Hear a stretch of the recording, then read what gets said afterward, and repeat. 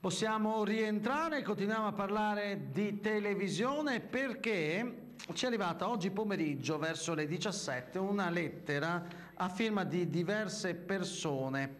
Denunciamo che dal 3 dicembre scorso moltissimi cittadini, tutti quelli che avevano le antenne televisive orientate sul ripetitore del Piancavallo, non ricevono più Rai 1, Rai 2 e Rai 3, fino ad allora visibile. Ora per poter vedere le reti Rai bisognerebbe provvedere a installare una nuova antenna orientandola sul nuovo ripetitore di Castaldia a Viano. Questo non comporterà la soluzione dell'altro problema, vedere il TGR Veneto. Per poterlo fare necessita installare un'ulteriore antenna orientata su Padova, sul Monte Venda. Perché succede questo, si chiedono i firmatari? È colpa dello switch off? Solo indirettamente sostengono. Questo non sarebbe accaduto con una diversa pianificazione delle frequenze che tenesse conto della particolare configurazione geografica del Veneto orientale, area di confine con il Friuli Venezia Giulia, e della situazione antennistica esistente.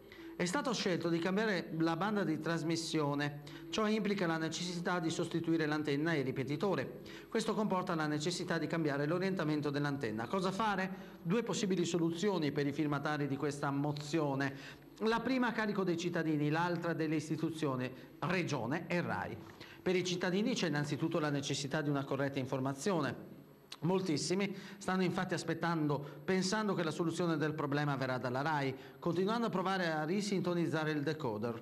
Non sarà così, bisogna ricorrere all'antennista con spese a totale carico del privato. Un'altra soluzione, sicuramente più logica e migliore, è possibile. La Regione Veneto deve intervenire presso la Rai al fine di ottenere che questa ritrasmetta dalla vecchia banda quinta e renda visibile TG Veneto con un semplice ponte tra i ripetitori.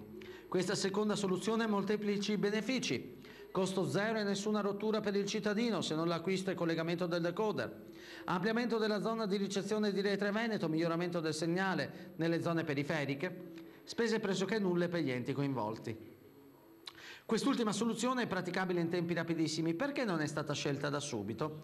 Con la presente vogliamo informare i cittadini, sollecitare gli amministratori politici del Veneto orientale ad agire nelle sedi competenti e di competenza per la pronta soluzione del grave problema. Cosa? Questo non è scritto nella lettera, ma lo aggiungo io, che non è stato fatto. È impensabile nell'era della comunicazione privare il cittadino che paga il canone Rai dell'informazione pubblica. Il passaggio al digitale terrestre doveva avere per il cittadino, così viene ripetuto in modo martellante, l'unico disagio dell'acquisto del decoder. Di fatto nella nostra area non è così. Le istituzioni competenti, Rai e Regione Veneto, non hanno saputo affrontare correttamente questo passaggio al digitale, dimostrando poca conoscenza del territorio.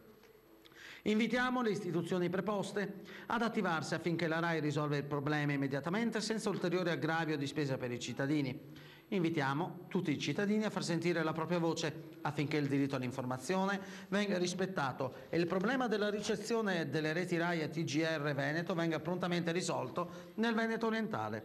Hanno firmato Andrea De Carlo, capogruppo consigliare Insieme per il Paese Annone Veneto, Cinzia Daneluzzi, capogruppo consigliare lista Caomaggiore, Cinto Caomaggiore, Francesca Battiston, capogruppo consigliare di minoranza Gruaro, Ornella Boattin, capogruppo consigliare Voi con noi Pramaggiore, Angelo Innocente, gruppo consigliare Insieme per Teglio, Teglio Veneto, Gianfranco Battiston, presidente della Voce del Cittadino, Portogruaro, Claudio Fagotto, presidente di Salute e Ambiente Portogruaro, Portogruaro, Fabio Pupulin, presidente del Comitato Territoriale di Fossalta di Portogruaro, Giacomo Pascotto, presidente dell'Associazione L'Aliseo di Pramaggiore.